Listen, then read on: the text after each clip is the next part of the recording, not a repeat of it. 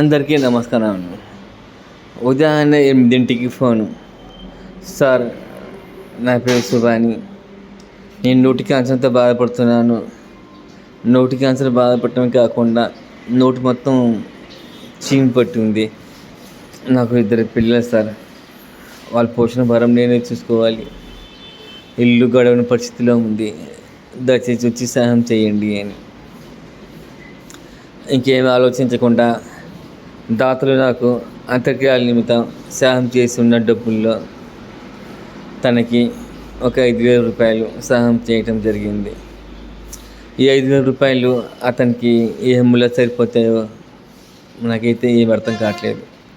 అందుకే మంచి ఆలోచన చేసి తనకి ప్రతి నెల మన ట్రస్ట్ తరపున ఒక పేరు చెప్పడానికి ఇష్టపడిన ప్రవాస భారతీయ సోదరి సహకారంతో 5,000 పింఛన్ను అందజేయటం జరుగుతుంది.